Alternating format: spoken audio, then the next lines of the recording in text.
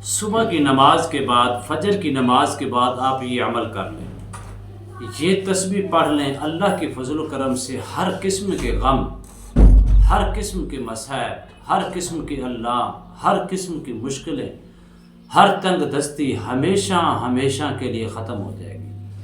اور جو شخص صبح کی نماز کے وقت یعنی کہ صبح کی سنتیں پڑھ کر فرضوں سے پہلے یہ عمل کرتا ہے، یہ تسبیح پڑھتا ہے، اللہ رب العالمین کی طرف سے ان کو کون کون سے انعامات سے مالا مال کیا جاتا ہے، ان کی کون کون سی حاجت، کون کون سی مشکل، کون کون سی تنگ دستی، کون کون سے مصائب و الام سے ان کو نجات مل جاتی ہے، اور کون سی اس کی دعا قبول ہوتی ہے، کون کون سی اس کی حاجتیں پوری ہوتی ہیں۔ جو کچھ مانگتا ہے اللہ اپنے فضل سے، اپنے کرم سے اس کو عطا فرما دیتا ہے۔ بسم اللہ الرحمن الرحیم۔ السلام علیکم ورحمۃ اللہ وبرکاتہ۔ عملیات کی دنیا چینل میں آپ کو خوش آمدید کہتا ہوں۔ امید کرتا ہوں کہ تمام دوست احباب خیر و عافیت سے ہوں گے۔ دلی دعا ہے اللہ آپ کو راحت والی، امن والی، سلامتی والی، خوشیوں والی زندگی عطا فرمائے۔ اللہ آپ کی زندگی کے اندر بہاریں ہی بہاریں عطا فرمائے، آمین۔ ناظرین محترم، سب سے پہلی چیز یہ ہے کہ وہ لوگ کس قدر خوشحال ہوتی ہیں، وہ کون لوگ ہوتی ہیں جو ہمیشہ اپنا تعلق اپنے رب سے قائم رکھتے ہیں، اپنا رشتہ مضبوطی کے ساتھ اپنے رب کے ساتھ جوڑ کے رکھتے ہیں۔ کون؟ وہ رب جس نے مجھے اور آپ کو پیدا کیا۔ آج اپنی زندگی سے یہ چیزیں ختم ہوتی جا رہی ہیں۔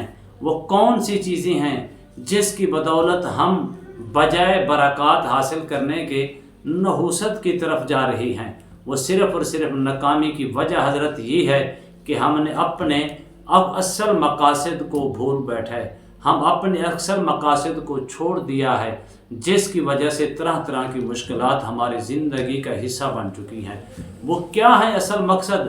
اپنے رب کی یاد کے اندر زندگی گزارنا اور اللہ کے فضل و کرم سے اس کی رضا پہ راضی رہنا، اس کا فضل اور تلاش کرتے رہنا، اس کی بارگاہ میں مانگتے رہنا، اس کی بارگاہ میں حاضری لگوا کے اس سے اپنے دکھڑے سنانا، اس سے ہر فریاد کرتے رہنا، اس سے عطا کی امید لگائے رکھنا، اور پر امید ہو کر اپنے رب کا ذکر کرتے رہنا، اپنے رب پر توکلت علی اللہ پڑھتے رہنا، اللہ پر توکل، بھروسہ، یقین کامل ہمیشہ ہمیشہ کے لیے کرتے رہنا۔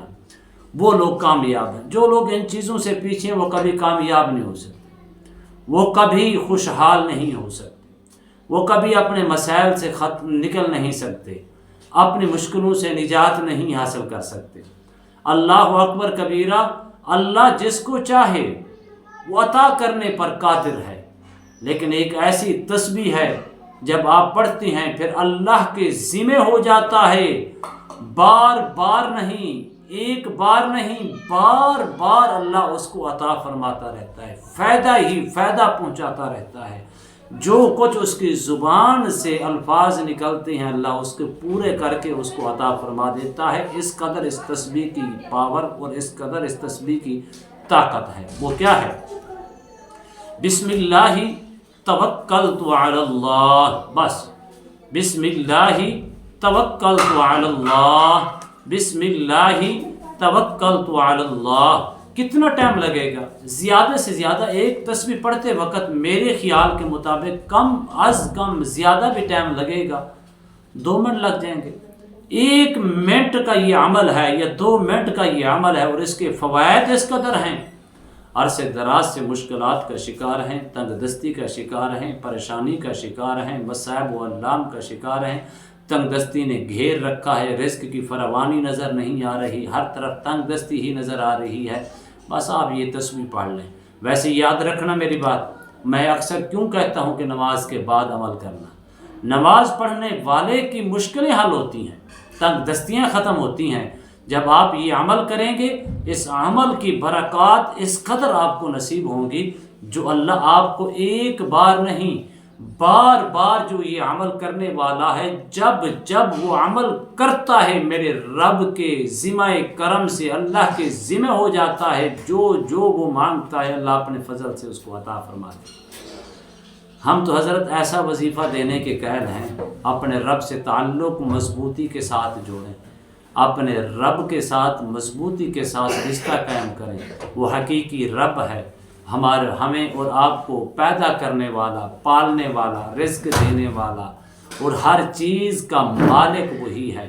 امید کرتا ہوں یہ میری ویڈیو آپ کو پسند آئی ہوگی۔ اگر پسند آئی زیادہ سے زیادہ لائک کریں، شیئر کریں، سبسکرائب کریں، بیل آئیکن کو پریس کریں، کمنٹس کے اندر سبحان اللہ، الحمدللہ، اللہ اکبر، ماشاءاللہ کی صدائیں بلند فرمائیں۔